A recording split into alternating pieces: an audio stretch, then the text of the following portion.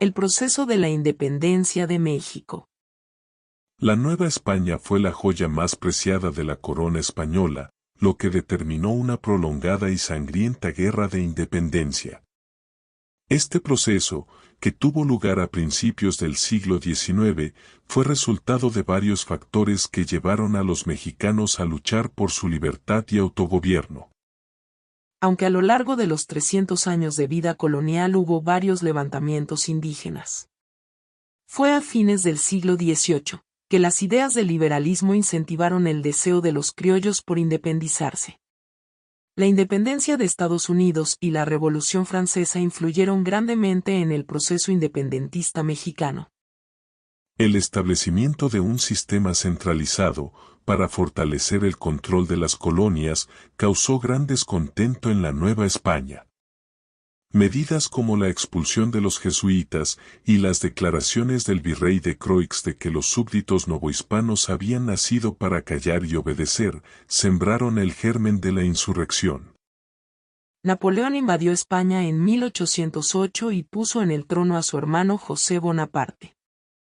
Tanto en España como en América, se organizaron juntas de resistencia contra los franceses. Aprovechando estas juntas, se empezó a conspirar para iniciar un levantamiento armado. 3 fueron las principales conspiraciones. La primera en la Ciudad de México en 1808, el gobierno virreinal encarceló a los inconformes. La segunda fue en Valladolid, fue descubierta el 21 de diciembre de 1809, y sus miembros fueron también encarcelados. Por último, la tercera fue en Querétaro en 1810. La conspiración de Querétaro es el antecedente inmediato de la Guerra de Independencia. Su objetivo era constituir una junta gobernativa que tomara el poder a nombre de Fernando VII. Tenían planeado alzarse en armas el 1 de octubre de 1810 en San Juan de los Lagos. Se reunían en Querétaro en la casa del corregidor Miguel Domínguez con el pretexto de participar en una tertulia literaria. Los que formaban parte del grupo eran Miguel Hidalgo, Ignacio Allende, Juan Aldama, Mariano Abasolo, el corregidor Miguel Domínguez y su esposa Josefa Ortiz de Domínguez.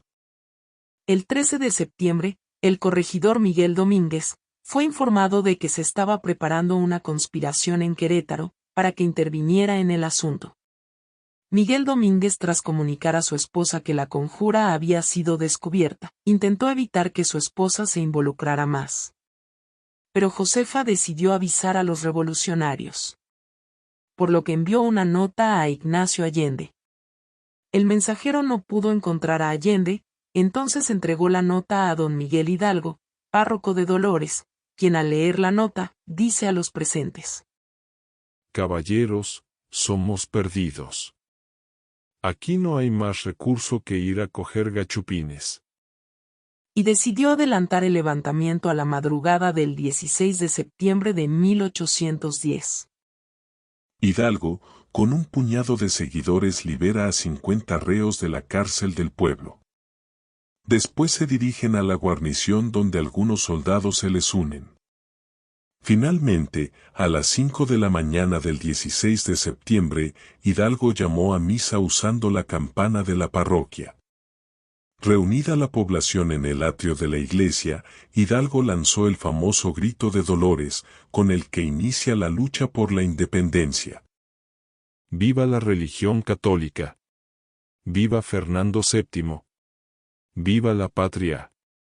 Viva y reine por siempre en este continente americano nuestra sagrada patrona la Santísima Virgen de Guadalupe.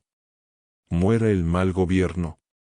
Hidalgo partió con 600 hombres hacia Totonilco, donde tomó una imagen de la Virgen de Guadalupe, para enarbolarla como bandera de la insurgencia. Lo que en principio parecía solo una gavilla fue creciendo hasta movilizar poblaciones enteras. Cada día se iban incorporando a sus filas hombres, mujeres y niños. El propio Hidalgo estaba asombrado de su poder de convocatoria. Sus fuerzas no tuvieron tiempo para organizarse, no tenían el más mínimo conocimiento de lo que era la disciplina militar, y solo contaban con machetes y algunas escopetas. Era una muchedumbre enardecida, un ejército sin forma, sin preparación ni armamento. Al amanecer del 27 de septiembre, Hidalgo y sus tropas, que ya ascendían a 15,000, avanzaban sobre Guanajuato. El intendente había hecho acopio de provisiones y efectivos en la alhóndiga de Granaditas, donde los notables de la ciudad se refugiaron. Hidalgo exigió la rendición, cosa que rechazaron las autoridades de la ciudad. Entonces ordenó el ataque, y después de varias horas sin poder tomar la alhóndiga, el minero Juan José de los Reyes Martínez, apodado el Pípila, se colocó una losa sobre su espalda para llegar al portón y prenderle fuego. Y así, la multitud enardecida entró al edificio y asesinó a todos sus ocupantes.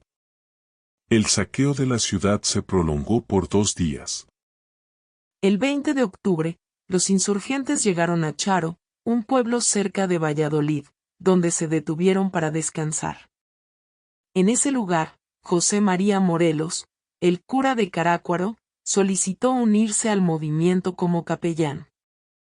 Sin embargo, Hidalgo le asigna la misión de levantar tropas en el sur del país, para capturar el puerto de Acapulco, a donde llegaban mercancías provenientes de Filipinas.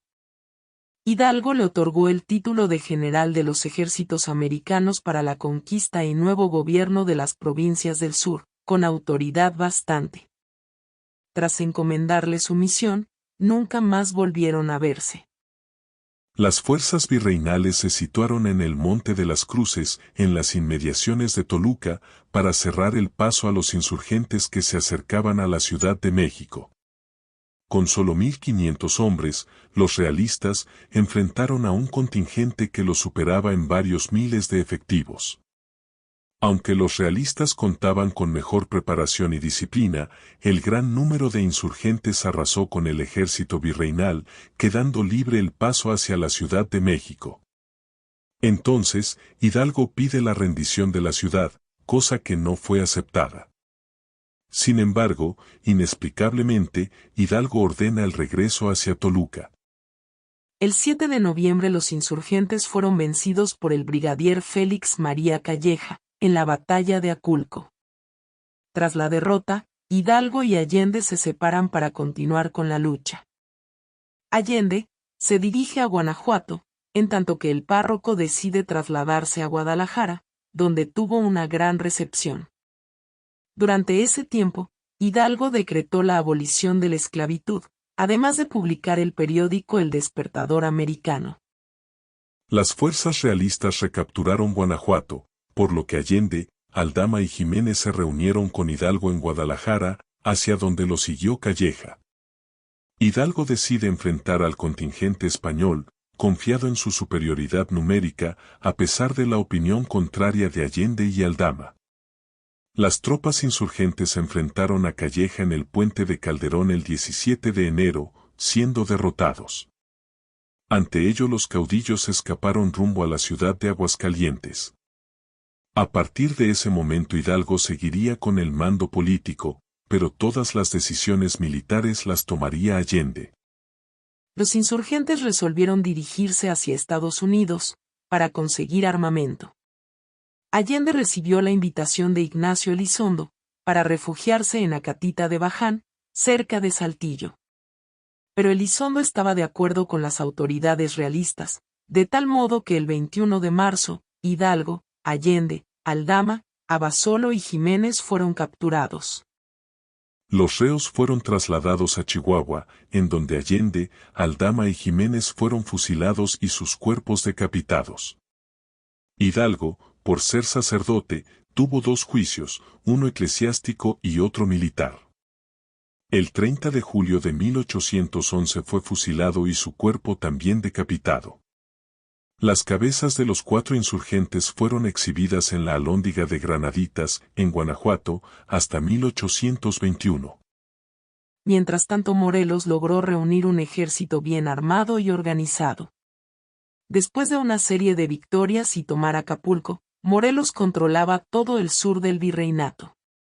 En mayo de 1812, el insurgente Leonardo Bravo fue capturado. Morelos ofreció a las autoridades virreinales 800 prisioneros a cambio de su liberación, y cuando éste fue ejecutado a garrote vil, autorizó a su hijo, Nicolás Bravo, la ejecución de estos prisioneros realistas. Pero Nicolás reunió a los rehenes españoles y acto seguido, generosamente les perdonó la vida. Morelos convocó un Congreso Nacional para reunirse el 8 de septiembre de 1813. Redactó el texto Sentimientos de la Nación, como base para las deliberaciones, donde reconocía la separación de poderes, proponía que el Ejecutivo lo ejerciese un generalísimo elegido a perpetuidad. El Legislativo sería un Congreso de Diputados, cuyas personas serían sagradas e inviolables, y se mantendría el Poder Judicial existente. El 14 de septiembre los diputados iniciaron el examen de las propuestas. Al día siguiente fue elegido Morelos generalísimo por aclamación. Morelos fue derrotado en Puruarán el 4 de enero de 1814 por los realistas al mando de Agustín de Iturbide. El ejército de Morelos había perdido a sus mejores hombres, entre ellos a Mariano Matamoros, su mano derecha, y los pocos que le quedaron estaban cansados, temerosos y mal comidos. El Congreso decide trasladarse a Tehuacán y encarga a Morelos de escoltarlo. En Tesmalaca, un destacamento realista los ataca y aprehende a Morelos el 5 de noviembre de 1815. Trasladan a Morelos a la capital el 22 de noviembre para enfrentar los procesos de la Inquisición y el militar. Lo hallaron culpable, lo degradaron de su condición de sacerdote y lo condenaron a morir. Lo fusilaron el 22 de diciembre de 1815. Con la muerte de Morelos, solo Vicente Guerrero mantenía viva la insurgencia en el sur del país. Hacia 1820 la situación del ejército independentista era difícil, apenas podían enfrentar a las tropas realistas mediante una guerra de guerrillas. Por otra parte, 10 años de guerra tenían a la economía de la Nueva España paralizada. Y ante la posibilidad de que en España se estableciera un régimen liberal, los mismos españoles y principalmente los criollos veían con buenos ojos la independencia de la colonia. Fue así como en noviembre de 1820, el alto clero novohispano y los criollos más notables de la ciudad acordaron en la iglesia de la Profesa un pacto secreto con el fin de consumar la independencia de México y restablecer la paz. En esta reunión, se encomendó a Agustín de Iturbide, comandante de los ejércitos del sur del virreinato, la terminación de la guerra mediante un acuerdo con Vicente Guerrero.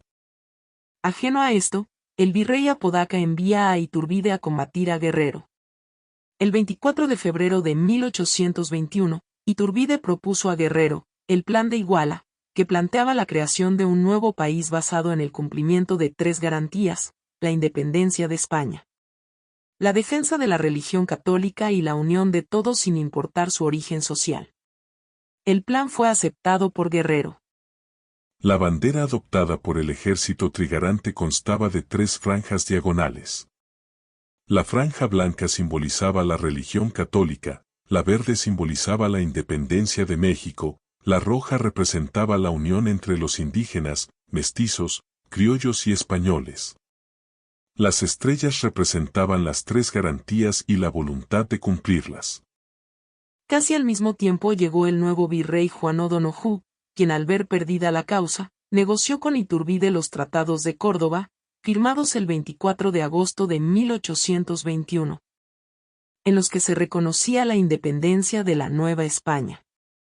Así, el 27 de septiembre de 1821, el ejército trigarante hizo su entrada triunfal en la capital, en medio de una multitud frenética y jubilosa, donde las calles estaban adornadas con los colores de la recién adoptada insignia nacional. El nuevo país, con un enorme territorio, pero mal comunicado, dividido, desorganizado, y en bancarrota, nacía sobre bases endebles.